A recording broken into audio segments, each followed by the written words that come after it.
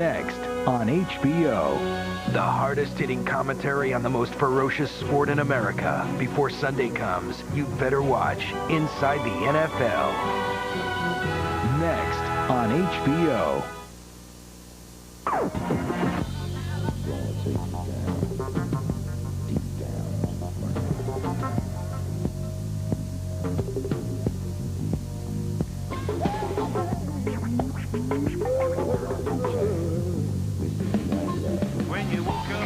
What's different between you and me? You're going to hell when you die. You know what I want, Tony? I want those kids to have a father. They got one. Me, Tony Soprano, and all that comes with it. Can you start the tree? I'm not obsessed. I'm possessed. If it's real, you should go to the cops. Rebecca! He killed her daughter. He's in my head! She shares his dreams. I know you've been dreaming about me. Enjoy, kick back, relax, watch HBO. Exhilarating, hard-hitting, unbeatable. HBO Sports.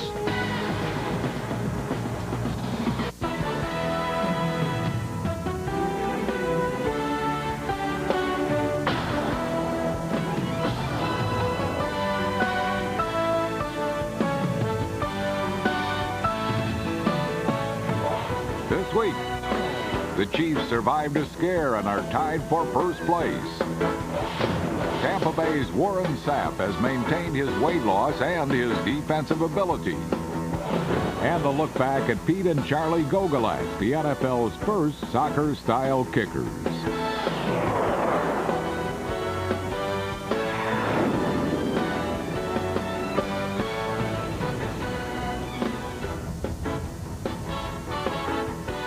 Everybody, welcome to this week's show. The biggest story in the National Football League this week, unfortunately, happened off the field.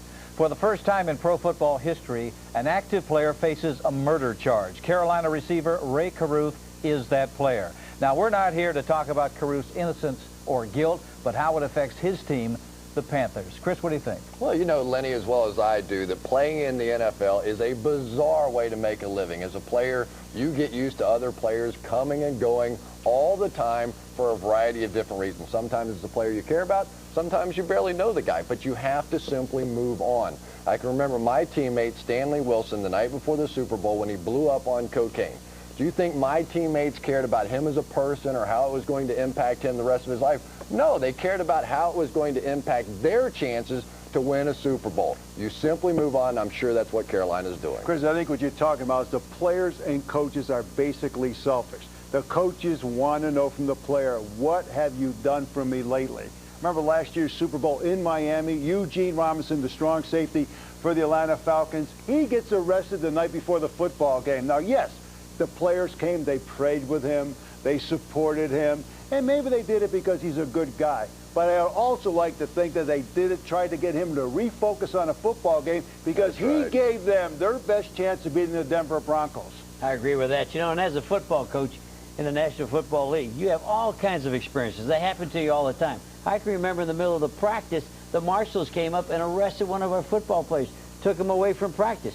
We continued on, finished practice, we had another 35 minutes, and you treat that like that player got hurt, and that's the National Football League. Jerry, we had the opportunity to talk to the folks with the organization with Carolina. They concur what you guys are talking about. Ray Caruth's name has never been mentioned in the last 5 weeks, except when the media brings it up. But let me say something. The players that you guys are talking about did damage to themselves. The Caruth story is much more serious because it involves the taking of someone else's life, and that was 24-year-old Sharika Adams. And you're exactly right, Lenny. But now let's get our focus back to football, talk a little football now, because the problems that Buffalo Bills head coach Wade Phillips faces are on the field. So let's watch and listen to Wade on the sideline of last week's Giants game.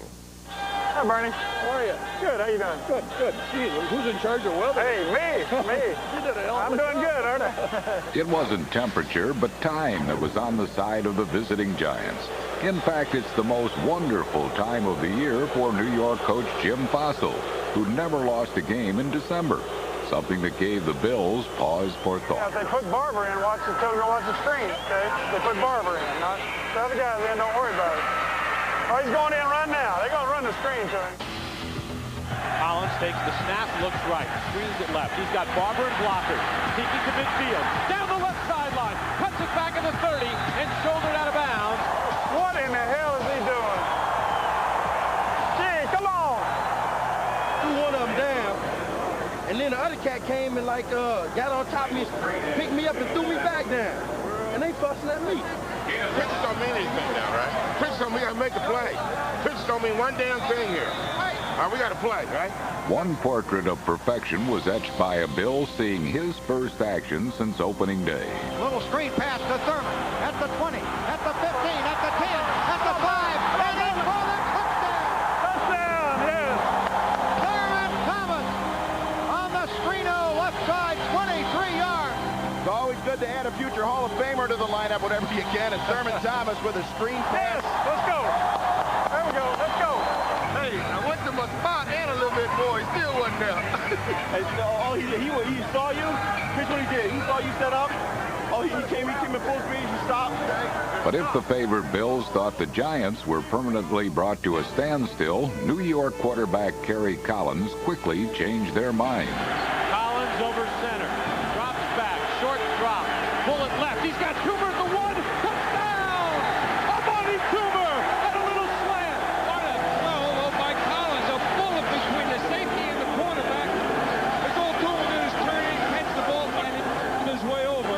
Collins showing us how to get the job done. Just like that, Buffalo's ho-ho-ho was MIA. Next third, you're going. Okay? Next third, you're going. Record. Yeah.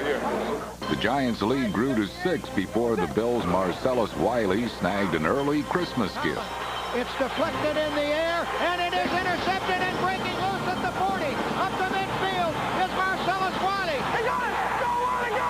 Go, run! At the 30, at the 25, at the 20, and out of bounds. Marcellus Wiley picked off the deflected ball and has given the Bills a life here. Score on this one. Here we go. Flutie takes the snap, gives for Linton, up the middle, touchdown! Buffalo clung to their 17-16 lead deep into the final quarter, then gambled on 4th and short in hopes of locking up the win. How far are we? We want a measurement, don't we? Can we measure it? Can we measure it? No, Coach, 3 yards short. We can't measure it? No, I want to go for it. Run it. 4th and less than a yard. Hand off Linton. Into the line. He is stopped. No way. Didn't get even a half yard. The Giants will get the football with 2:09 to go in the ball game. Down 1 point. Given the opportunity, the resilient Giants were determined to beat the Bills for the first time since Super Bowl 25. Wow. Maynard to hold. This is the game. High snap. Maynard gets it down. End over end kick on its way, and it is good! Harry Blanchard is connected from 49 yards out, and the Giants have the lead 19-17. Oh, no.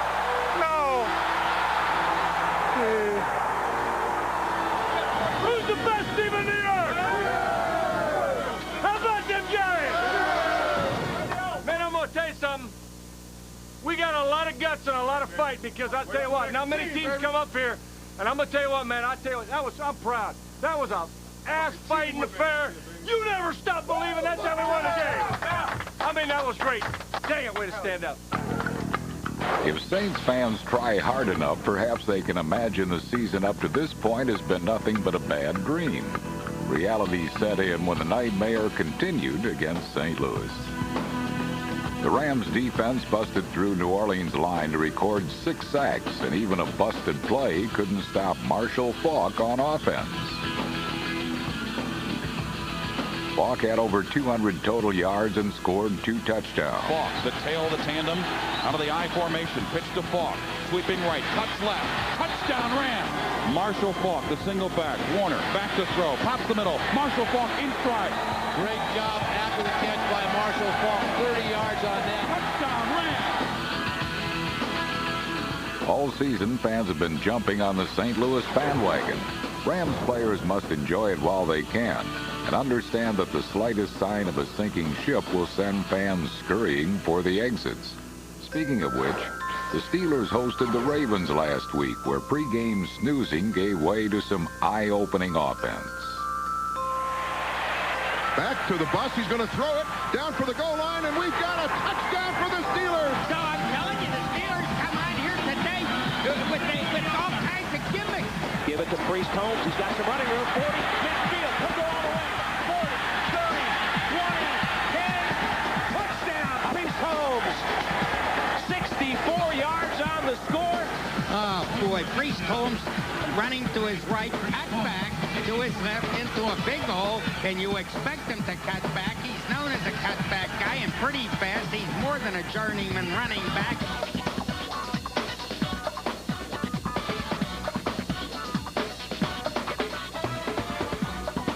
Ravens receiver Kadri Ismail almost single-handedly led his team to victory.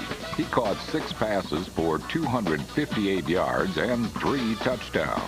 Throwing deep down the middle, and Kadri Ismail with the catch, breaks the tackle. He's at the 20, the 10, 5, touchdown, Kadri Ismail. And waving their terrible towels.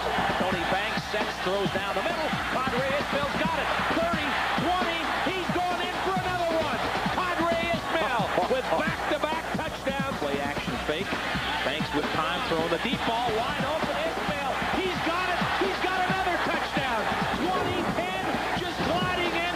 The Missiles' third score of the game. When a team is on a roll, questionable dye jobs can be overlooked. When a team is battling for the division lead on national television, questionable paint jobs are almost a certainty. Both the Chiefs and Vikings played with the desperation of 2 teams entering the stretch run to the playoffs. Third back pumping one strike. 6-1 for Gonzalez. Touchdown, Kansas City.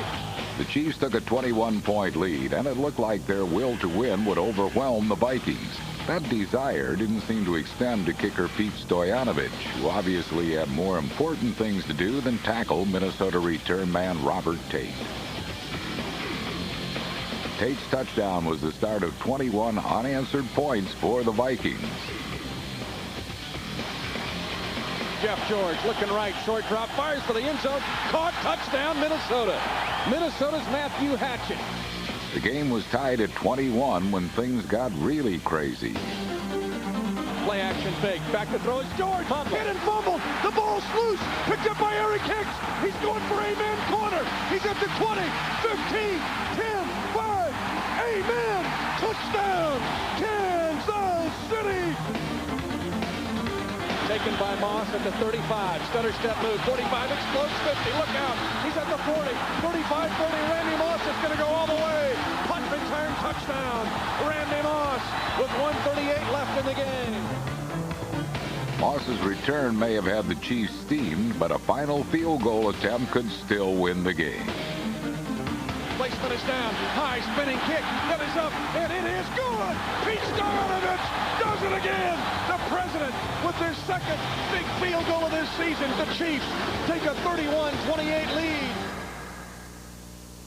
That kick put the Chiefs back in a tie for first place in the AFC West. And this week, 2 teams going in opposite directions meet. The Steelers, they've dropped 5 straight. The Chiefs have won their last 3. Going in opposite directions is right, Lenny. Pittsburgh cannot stop the run. 22nd in the NFL. Why Cowher is playing Tom Zach at quarterback, who won't be the starter next year, I don't know. I think the Steelers have packed it in for the year, and Bill Cowher is taking a step towards the exit. I like Kansas City. I like Kansas City because the offensive line is doing a great job. Bam Morris will start. He's been hobbled. If he can't play, look for Mike Cloud to do a lot of damage against that Steeler defense. And also, Derek Thomas last week proved that once again that he is a premier player in the National Football League. Kansas City will win. We have a big game to talk about as well over here. The New York Giants traveling to St. Louis to take on the Rams. The Giants coming off of a very impressive win at Buffalo. And as for St. Louis, the only 2 times this year that they've played against teams with a winning record, they lost both of them. Those 2, though, were on the road. This one's at home. Well, a lot of people are worried about the Giants secondary. They've lost 2 of their starters. But I don't think that's going to be a problem because the Rams right tackle, Fred Miller, he has to block Michael Strahan. I think Strahan will get after him, and the secondary won't have to cover very long. Emmanuel McDaniel, Jeremy Lincoln, the two young starters at cornerback that you've been talking about, have done a tremendous job filling in for the injuries there. But this week they go against the St. Louis Rams and all that offensive firepower. I don't think any way in the world I like the Rams. You're talking about the Rams' offensive firepower. I think maybe the most valuable player for the Rams is their defensive end. Kevin Carter is the best. He's going against Scott Gregg. That'll be the difference, and I think the Rams win. We got a big game involving two division leaders. That would be Washington at Indianapolis. The Colts have won 9 straight games. With the win, they can clinch the AFC East for the first time since 1987. What a matchup out there. You have Champ Bailey. You have Darrell Green going against Harrison and Wilkins. But this is only relevant because of the offensive line of the Colts. Washington's going to try to rush the passer. The Colts protect Peyton Manning like he's the Hope Diamond, allowing only 13 sacks. I like the Colts. But the Redskins' defense is greatly improved. Remember Dana Stubblefield? Yeah. Remember the guy from the 49ers? He's stopping the run, and he's also getting after the quarterback. But I'm not going against the Colts. He's been running more to the bank than anywhere else. But you're talking about for the Washington Redskins, I think their temptation is going to be to throw the football against this Colts secondary. The last couple of weeks, Drew Bledsoe and Dan Marino have absolutely lit these guys up. But I think the Redskins have learned their lesson and will run Stephen Davis. So you're taking the Redskins. No, the game will be won, though, on the other side of the ball. The Washington Redskins defense cannot stop this Colts offense. I like it. Hey, if this game is won by a kicker, who's it going to be? I say Mike Vanderjagt. He never misses a field goal. Also, Cornelius Bennett. What an addition he's been. 15 tackles and a forced fumble last week against the Patriots. I like the Colts. All right, Lenny. Well, now is the time of year that contending teams do a lot of scoreboard watching, and the Redskins weren't the only NFC team with their eyes on the action happening at Lambeau Field. The Packers' record this season has been a lot like Brett Favre's injured thumb. It just doesn't look as good as it used to. But against Carolina, Green Bay's defense showed flashes of old with a beautiful opening touchdown.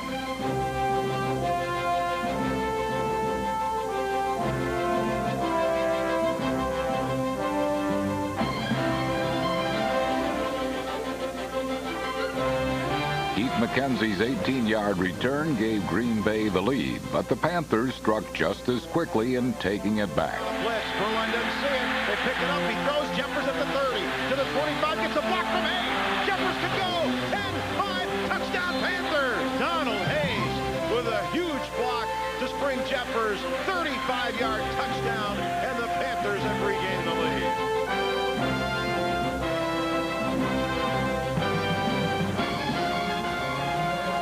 Number 83, Patrick Jeffers, caught 2 scoring passes from Steve Berline, who accounted for all but 5 yards of Carolina's offensive output.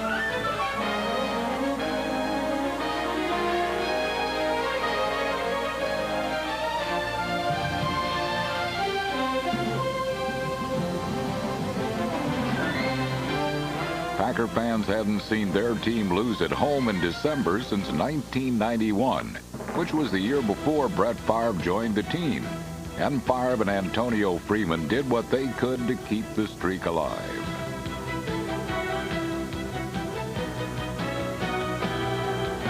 The game featured 8 lead changes, with Carolina moving back in front as the game entered the 4th quarter.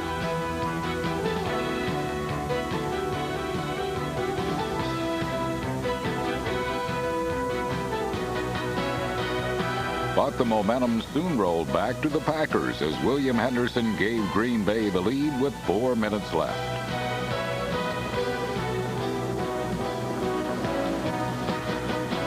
Down by 4, the Panthers' final drive hit a 4th and 1 snag with under 2 minutes to play. But in times of desperation, Berline looks for the reliable Wesley Walls.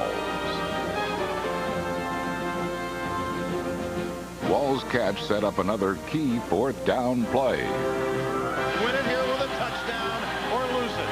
It's all on the line right here. Berline takes the snap. He's going to run it himself. 2-1. Yeah! Touchdown! Berline wins it! Berline on the quarterback draw! And the Panthers have won it! The The last-second win pushed the Panthers to 6-7, still alive in the playoff hunt. This week they host Jerry Rice and the 49ers, who look to snap their 8-game losing streak behind the running of 1,000-yard rusher Charlie Garner.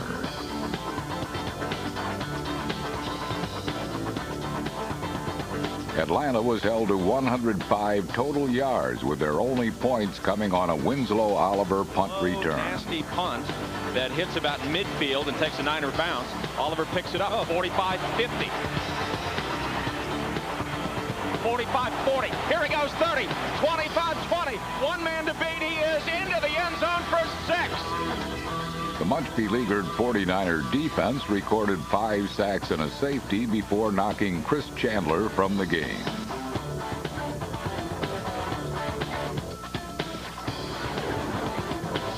Despite the wins, Steve Mariucci and the 49ers are guaranteed their most losses in a season since 1980.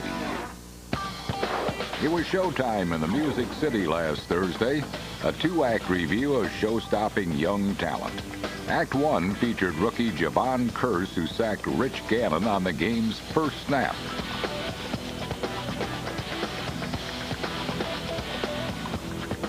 Kearse's instincts and athleticism are shown best here. From his left end position, Kearse seems to be out of the play as Napoleon Kaufman runs right. But 10 yards downfield, Kearse appears in front of the play. He then over-pursues Kaufman, but somehow gets in front of the play again 10 yards later to make the tackle. In the second act, Eddie George took center stage, rushing for 199 yards and lending a hand in each of the Titans' 3 second-half touchdowns.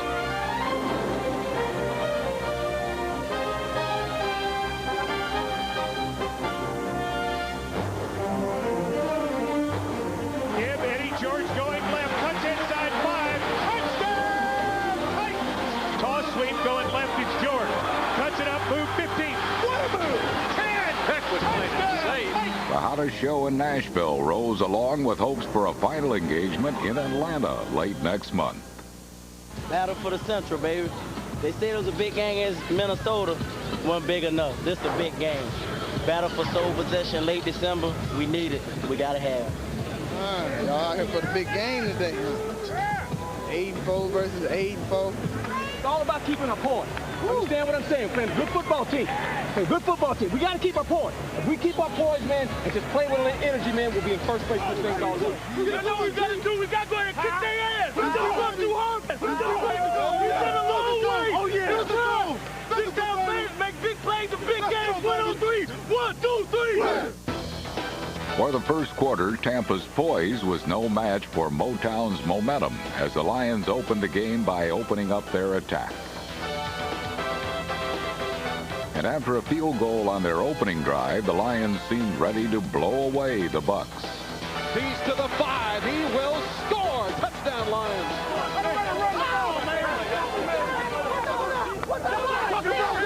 That's how you took that thing. I saw that on that corner, yo. Jermaine Crowell's block sealed John Lynch, giving Greg Hill an open lane to the end zone and a quick 10-0 lead. Every damn time we touch the ball, we come up with 3 or 7. Every damn time. That run didn't last, and by halftime, the kid from Tulane had cut the Lions' lead to 3 points. Good job, Keith. Good job, baby. Good job. Come on, baby. Let's go. Let's go, Keith. Not content with merely bruising and battering, Tampa's defense eventually did some scoring. It was on end zone. Under pressure. Under pressure. He will be sacked for a safety. Win it on the field, right? Let's win it on the field. I love it. Whatever y'all want. Now it's our turn to start calling some ass. We got to net it up inside, man. We got to blow them off the ball. Ball stop the tailback. McLeod the full. Here's the snap. Hand off to Allstott. Rams into the goal line. Touchdown, Tampa Bay. There you go, A-Train. Allstott's score tied the game at 16 in the fourth quarter, when again Tampa's defense took over. Come on. We got to get the rock back. Let's get the rock back. Warren Sapp's superb effort wasn't quite enough to force a turnover, but the relentless pressure was producing favorable coverages downfield. A fact not lost on safety John Lynch, who one play later came away with Tampa's 19th turnover in their last 6 games. Gets the pass down. Picked up. Johnny Lynch at the 50. Lynch to the 45 to the 40. Go. With just over 5 minutes remaining, 22 yards separated Tampa from first place in the NFC Central. Caught by Alstott. We got a Cowboy. Alstott to the 40. Alstott to the 15 to the 10. To the 5. 3, 2, 1. Touchdown. Tampa Bay.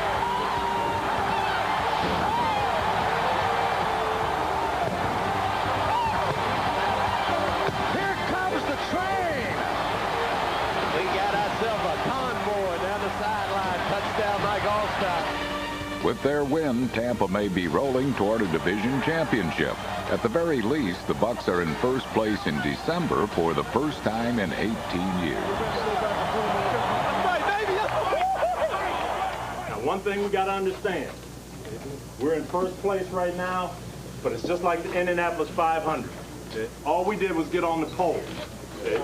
We're on the pole in the driver's seat, but the race is starting. And there's some people trying to catch us, but you know what? We aren't going to let them catch us. Coming up on Inside the NFL, Kerry Blanchard's game-winning field goal boosts the Giants. And a look back at Pete and Charlie Gogolak, the NFL's first soccer-style kickers. Pete Gogolak was the first player to jump from the AFL to the NFL, and that eventually led to the leagues merging. In this week's cover story, Armand Katayan visits a player that would have fit in perfectly in the old AFL, Tampa Bay's Warren Sapp. He's the main reason the Buccaneers are on the verge of a division title. And Sapp would do anything he could to win, even losing 40 pounds.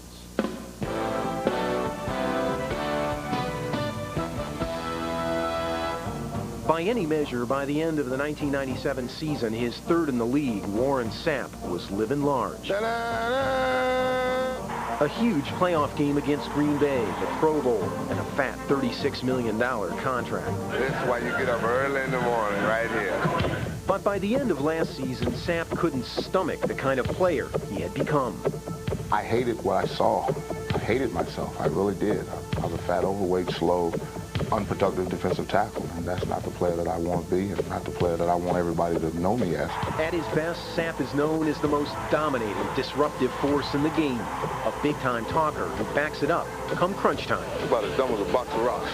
But following his breakout 97 season, Sapp got happy and fat, ballooning to more than 320 pounds. It was plain to see both he and the Bucs, who slipped to 8-8, paid for every ounce of it. I took about 3 plays out of the 97 season and 3 plays out of the 98 season, and I just put them on a reel together. And I said, let's compare these. We had a clip him actually running and chasing Robert Smith and catching him on the other side of the field. And then we had a long run with Barry Sanders from 98 where Warren disappears from the screen.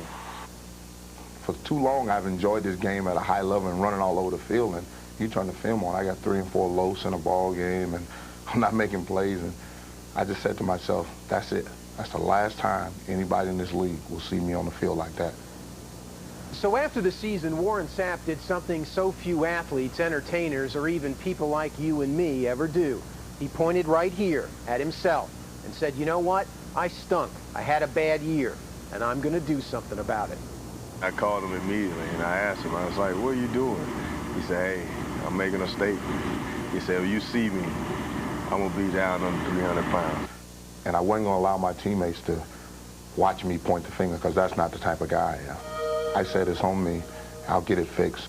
Sapp rededicated himself to the game, working out 4 days a week, every week for 16 weeks in the offseason.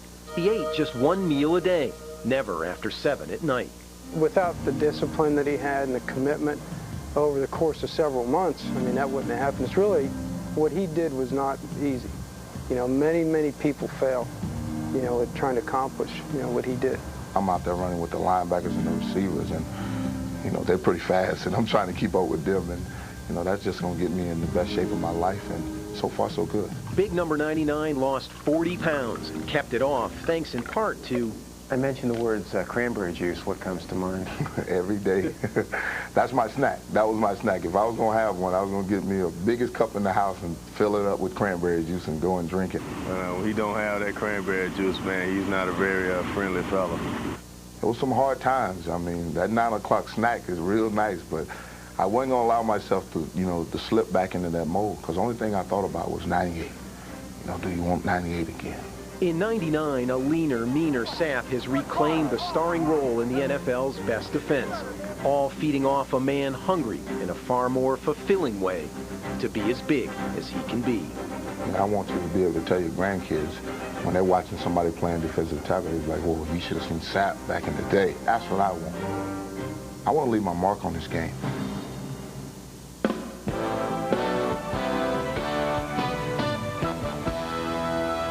Warren Sapp is now regulating his diet down to just 1 quarterback per week. And this week he is traveling to Oakland along with that tremendous defense of the Buccaneers to take on the Oakland Raiders. And Nick, if they win this ball game, they clinch a playoff spot. Remember Rich Gannon, the quarterback? He's hot when Tyrone Wheatley, the running back, is out. Unfortunately, that running game is in the toilet. Offensive line of the Raiders giving up 41 sacks. Look for Culpepper and Sapp. 6 sacks this week. The Bucs win. You like the Bucs. I like the Bucs because of the offensive coaching staff. They don't have to come up with a game plan. It's right in front of them. Do what the Titans did. 2 tight ends, 2 backs in the backfield. And I'm going to tell you, the Tampa Bay Buccaneers have the best blocking tight end sitting on the bench, Patrick Hape.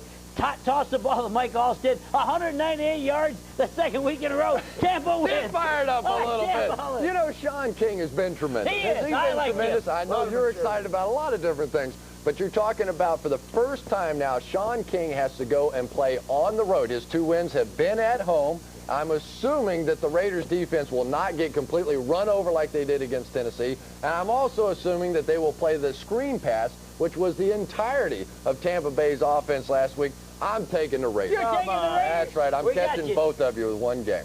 Well, while Tampa Bay has won 6 in a row, Arizona had a plan on how to make Washington their 4th in a row. They had a plan, but could they do it? I only got 1 word today. That's dominate. That's all we think about, dominate. Whenever you see somebody else making a play, think about what? Dominate. Whenever we see something happening, all day, every day, that's the word of the day. Dominate. Break us down, Jake. Dominate on 3. Dominate. 1, 2, 3. Dominate. That's exactly what Washington did. Davis up the middle. Good hole. Brings it right side 40, 35, 30. It's a horse race. He's gone. Touchdown, Washington Redskins. 50 yards. Stephen Davis. Tell me about the running game. It's the #1 rushing offense in football. Stephen Davis leads the league in both yards gained and touchdowns scored. And there's very little drop-off when the Redskins decide to throw. Back goes Johnson over the middle. Pryor, touchdown, Washington Redskins. 30 Pryor's first this year. For brief periods of time, the Cardinal defense asserted itself.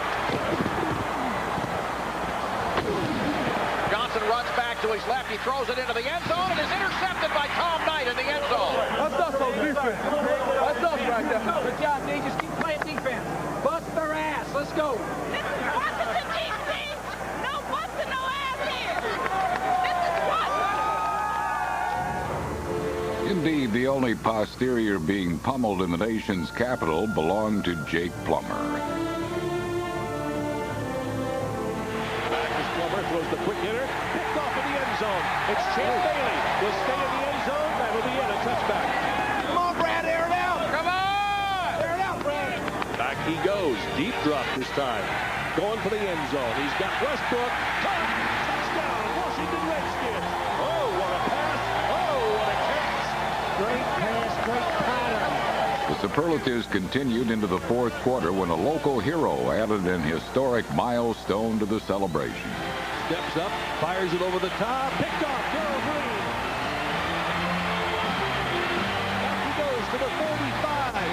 Down to the 30, coming near side 25. To the 20 and out of bounds inside the 20. At about the 17. It was Darrell Green's 50th regular season interception. I got to pass the baton off to Youngstown Bailey. I got 1 more before I do it. The Redskins had one more as well, a 12-yard scamper by Skip Hicks as Washington did all the dominating in a 28-3 win to retain sole possession of first place in the NFC East.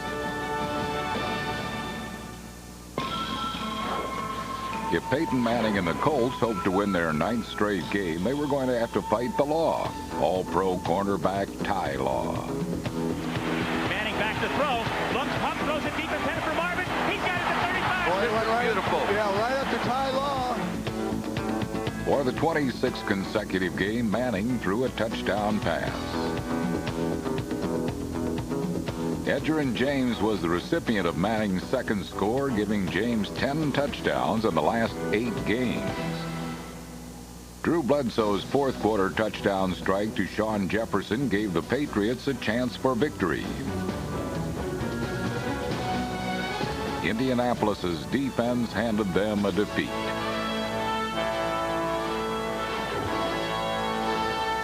At 11-2, the Colts are only one win away from their first division crown in over a decade. The Eagles are hoping that Donovan McNabb can lead them in the next millennium. The Cowboys' defense tried to send him there a few weeks early.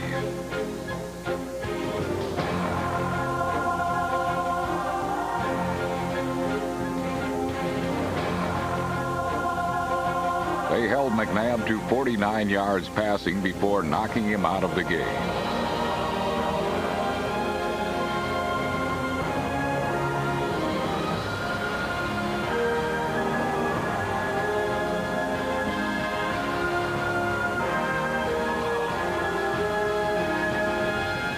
So as not to look like they were picking on a rookie, Dallas pounded everyone.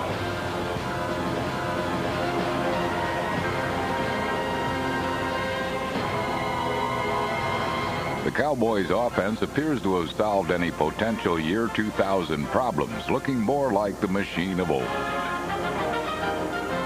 Aikman play fake, back, steps up, he has time, into the end zone, touchdown, Big Daddy, David LaFleur. The Y2K compliant Cowboys will try and keep their title hopes alive this week when they face a New York Jets team that is just starting to warm up. The heat is coming from Keyshawn Johnson, who stole the show against Miami. Johnson became the first Jet to have back-to-back 1,000-yard receiving seasons in over 30 years. His 2 fourth-quarter touchdowns gave New York the lead.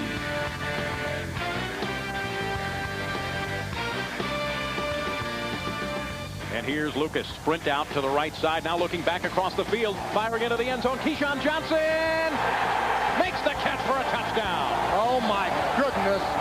What a phenomenal catch by Keyshawn Johnson. And a heavenly throw by Ray Lucas. If Ray Lucas had found heaven, then Dan Marino was in his own personal hell. Dropping straight back, looking right, throwing right, intercepted along the left sideline, picked off, and going back in the other direction, Omar Stoudemire. And with 1:44 to go in the game, the Jets have put this one on ice. Forget the onside kick, folks. This game is over. So out of the playoff hunt, the Jets can still play the role of spoiler in the AFC East.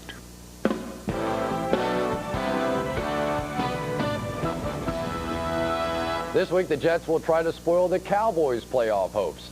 Dallas has been inconsistent this year, but one guy we can always count on around here, Cowboys owner Jerry Jones, who joins us now on NFL Crosstalk. And Jerry, we know it's been a little while since you played, but with 13 guys on injured reserve, do you still have that old Arkansas helmet around somewhere? Boy, I mean, how about some of the guys who used to wear that helmet? Maybe we can bring them back. Yes, sir. Seems like we've got a lot of guys we're paying that aren't playing. After watching what happened in San Francisco this year, do you have salary cap concerns? Because you have spent some of tomorrow's dollars today trying to keep the Cowboys competitive. I like where we stand. The whole key is where we've spent our money on bonuses. Are those players going to be productive in years to come? We were criticized for what we spent on Emmitt Smith. We were criticized early on for what we spent on Troy Aikman. That's been money well spent. We spent some money on Charles Haley. We spent some money on Jay Novacek. We didn't have as good a luck there. But as I look at where we go into the future, the plan that we have in place will carry us through and allow us to have the players that give us a chance to compete. I know first and foremost you're a football fan, and you have to be excited about the matchup this weekend between Deion Sanders and Keyshawn Johnson. The thing that excites me the most about Keyshawn Johnson and Deion Sanders matchup is Deion Sanders is healthy. We've noticed that burst over the last few weeks that we were all time looking to see, and he's got it. He's as healthy as he's been in the last 16 to 18 ball games. So it'll be quite a challenge and be quite an exciting thing to see out there. I'm anxious to see him get about 20 plays in on offense, too, and that'll really add to the challenge. Well, recently the Cincinnati Reds have taken Deion Sanders off their 40-man roster. Did you have anything to do with that? No, we didn't. I didn't really think much of it when he was on the roster, and I didn't think much of it when he was taken off the roster. It's not an issue with us at this time. Well, there are also rumors that Deion is interested in broadcasting, and I think I speak for the four of us here. Will you please sign him to a long-term contract? Well, I know this. Deion would probably say both because he's in the habit of playing offense, defense, baseball, football, and he just might think he can step up there and do a good job broadcasting, too, at the same time step out and play a game on Sunday. I wouldn't doubt it. I remember that commercial well. Jerry, thanks for taking a little time to be with us. Great to be with you guys.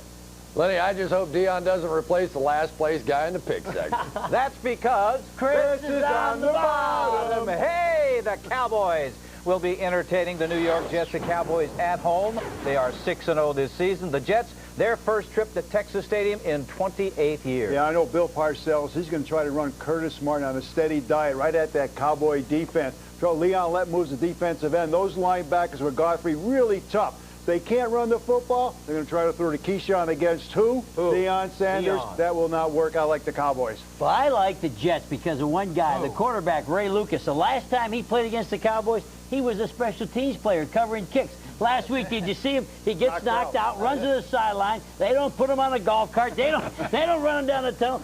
He takes the smelling sauce. Linebacker. Parcells says, "What's play number 6?" He said, "Z corner." He says, "Go run it." He throws a touchdown. They win this because of Ray Lucas. Lucas should be a lot quicker. That means that they're not going to get to him and hit him in the first place. They would be unconscious. Hey, we know that Emmitt Smith is going to try to play in this ball game. He's a very tough individual himself. If he can't make it, they got Chris Warren going in for him. They don't lose much with Chris because on third down situation, he is an outstanding third down back. I'm going with the Dallas Cowboys. So, Chris, we got 2 for Dallas, 1 for the Jets. I promise I'll finish ahead of Jerry Glanville in these picks before it's all said. So. Write it down right there. Troy Aikman, though, is coming off of his best performance, and this Dallas offensive line is getting healthy. I like the Cowboys.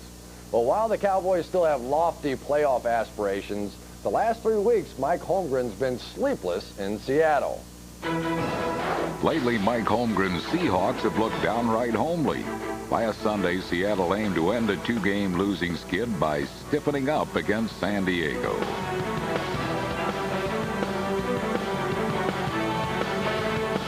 A John Kitna touchdown to Derek Mays saw Seattle take a 16-13 lead in the third quarter.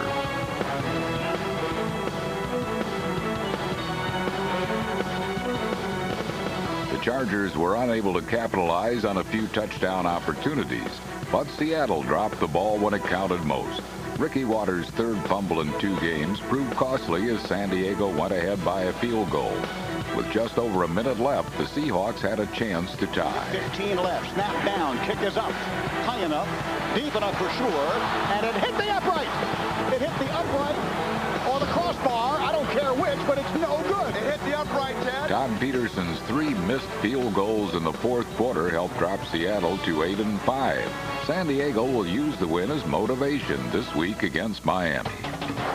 Aw, maybe those scary Jaguars are just a bunch of cuddly kittens.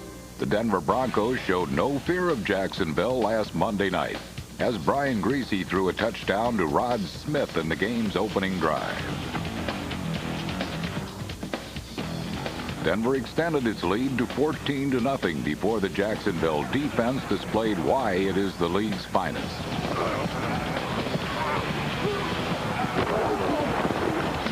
The Jaguars bounced back to score 17 unanswered points with a pair of touchdowns by James Stewart. while a storm swept in off the Florida coastline. A whirlwind by the name of Fred Taylor poured on 6 points. There he goes. Fred Taylor breaks a tackle. He's on the run. 5. Touchdown, Fred Taylor. Down by 7 in the fourth quarter, Denver demonstrated they weren't entirely washed up with a greasy touchdown toss to tight end Byron Chamberlain.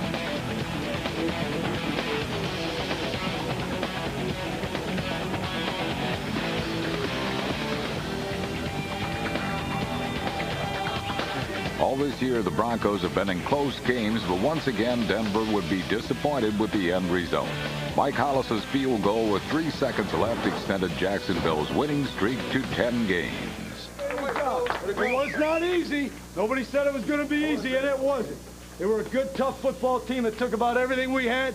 We found a way to win, man. That's the key. We found a way to win. Bring it up. Here we go. Bengals head coach Bruce Coslet is a coaching cat who has probably run out of lives in Cincinnati.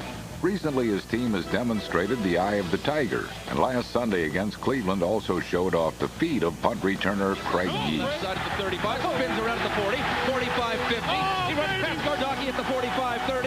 He's at the 20, drags down at the 10. No, they let him go, and he's in the end zone for an 81-yard punt return touchdown for Craig Yeast. How do you do? The Bengals did just fine, jumping to an early 10-0 lead thanks to Yeast's 81-yard return. Cincinnati then put the game in the hands of running back Corey Dillon. Dillon ran over Cleveland with 192 yards rushing and 3 touchdowns, on the way to his 3rd straight 1,000-yard season. In the third quarter, Tim Couch attempted to rally his team back in the game with a 16-yard touchdown to Irv Smith.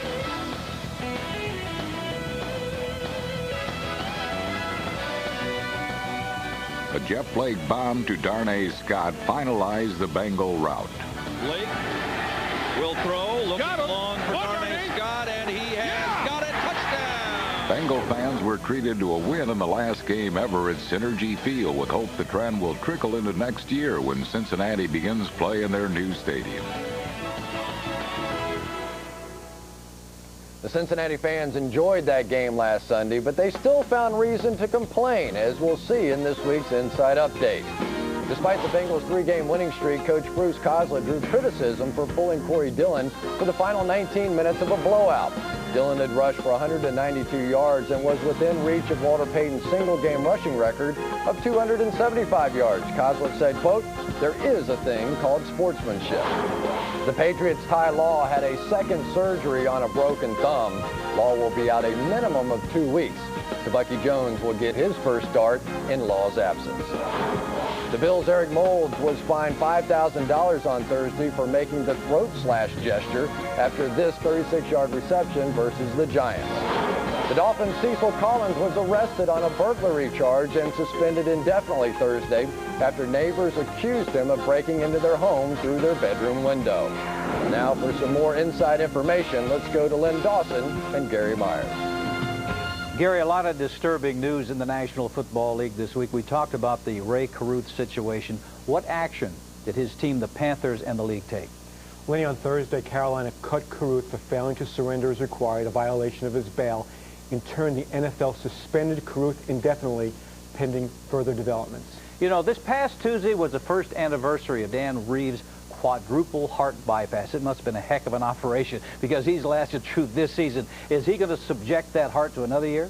Lenny, I spoke with Reeves this week, and he says he fully intends to coach next year. In fact, he fully intends to fulfill the last 2 years of his contract at least. He did say that he's done one of his poorest jobs coaching in his 19 years as a head coach because he's not got his players to play up to their capabilities. The New York Jets have to be sold soon.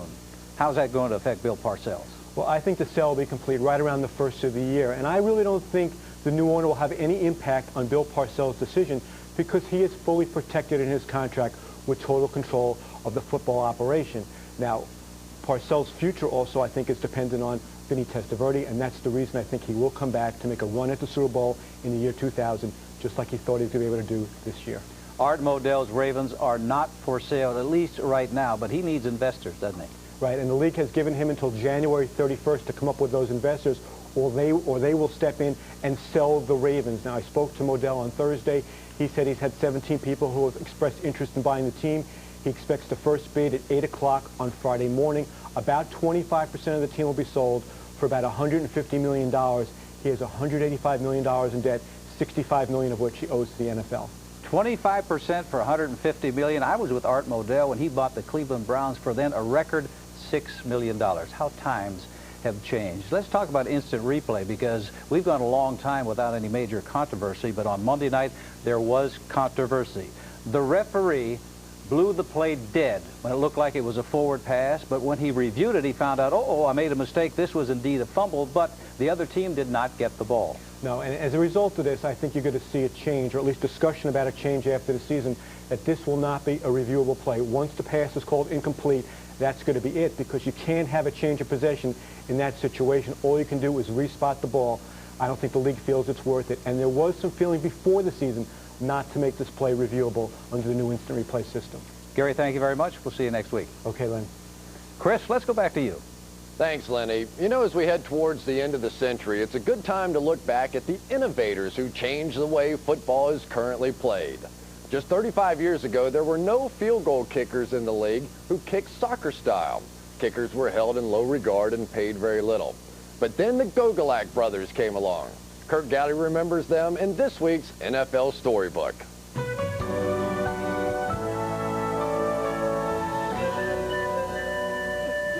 In 1956, the Soviet Army arrived in Budapest to put down the Hungarian Revolution. My dad made the decision, it's time to go. It was in 1956. And basically we left everything behind, and we escaped across the Hungarian-Austrian border. I was 14 and my brother Charlie was 12. A soccer player in Europe, Peter made his high school football team in Ogdensburg, New York, despite the different way he kicked. Peter had some success at this, and the cheerleaders were jumping up and down and saying, "Go Gogolak," or something to that effect, or "Go Peter," and I was, Jesus, I think I can do that and maybe have some fun at it. So that's how I started. And so it was that soccer-style place kicking was introduced to America. Both went on to kick for Ivy League schools, where strategies to stop them took on daring dimensions. This was a novelty, but in the back of my mind, I said maybe someday I might be able to do this. So I kind of always believed in big things. I just had the feeling that someday I could play professional football. In 1964 and 5, pro football's first soccer stylist helped the Buffalo Bills win back-to-back AFL titles.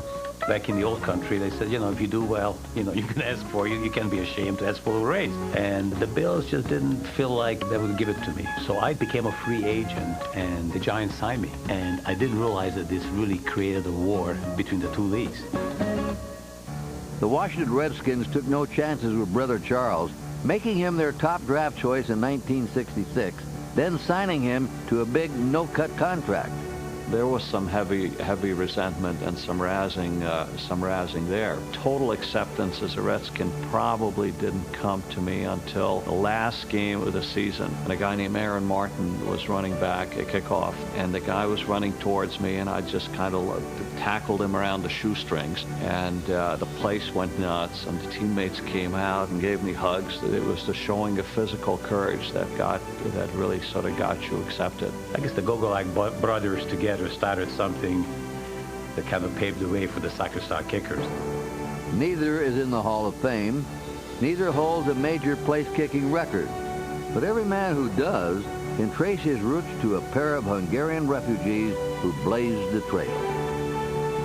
This country has been a great country to my family. My dad said, hey, we're coming here so the kids can have a better life. And we've had that. For myself, coming here at age 15, it's hard to compare, you know, the Hungarian Revolution to the revolution in kicking. But I think more importantly, by playing the game, you know, the true American game, I think the Gogolaks kind of assimilated into the American way of life. I always told Charlie is that I should have patented this kick.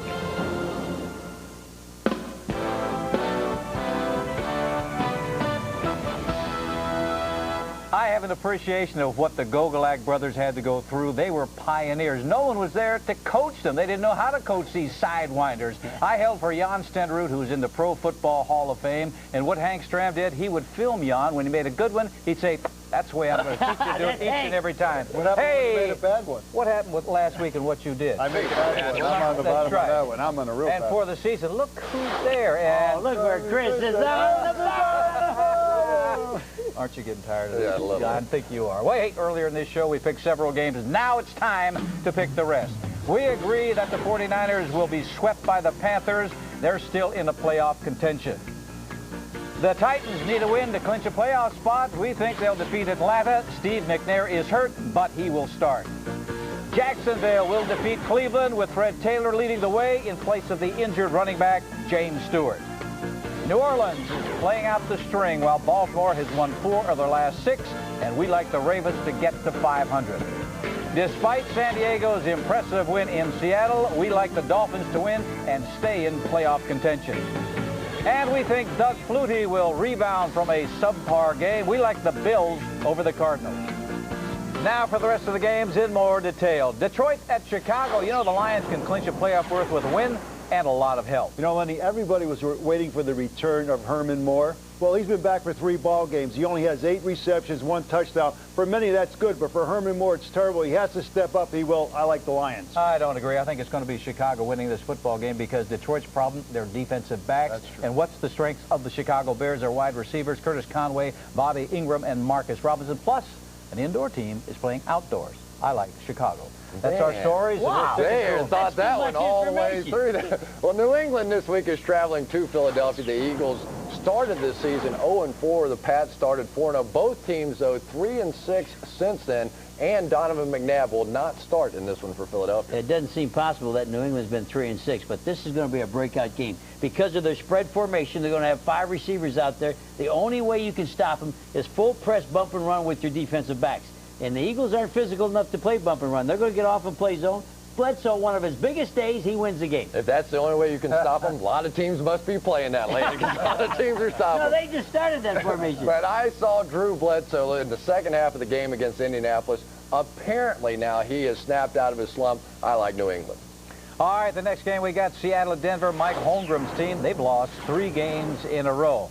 And I'll tell you why they've lost, because they're not protecting the quarterback. Kitna has turned the ball over 9 times in the last 3 games. Denver will win at Mile High. Well, you know something? The defensive line of Seattle has been terrible in the last couple of ball games. Cortez Kennedy, Mike Sinclair not getting to the quarterback. Great offensive line of Denver wins it for them. You're taking Denver. I'm taking Denver. I'm taking Denver, too, but I watched that Monday Night Football game. I saw a Pro Bowl. I saw a defensive tackle, Trevor Price. You saw a lot of rain. And I saw rain. But I think this looks like a Super Bowl defense, and I'm going with Denver because of their defense. You know, the Seattle Seahawks, though, would already be in the playoffs if Ricky Waters hadn't fumbled the ball the last couple of weeks. And I think he gets his act back together. I like Seattle. We got Green Bay at Minnesota. Dorsey Levens returning for the Packers. Chris Carter out for the Vikings. Robert Smith, breakout game against your Chiefs. Yep. Now Leroy Hoard joins with him. They beat the Packers. Well, Jake Reed is the guy that's going to come in and replace Chris Carter, and that's a fall-off in athletic ability. But not on 3rd down. Matthew Hatchett, the track star from Langston, Texas, big, strong, fast, smart. He wins the football game. Matthew Hatchett, Molly Hackett, Buddy Hackett. It doesn't matter. They can all catch a touchdown against this Packers secondary. Could you play against him? Of course I could, man. I still got that thing. I like the Vikings, too. You didn't mention whether he's good-looking. He is. He is good-looking. Let me tell you something. Dorsey Levens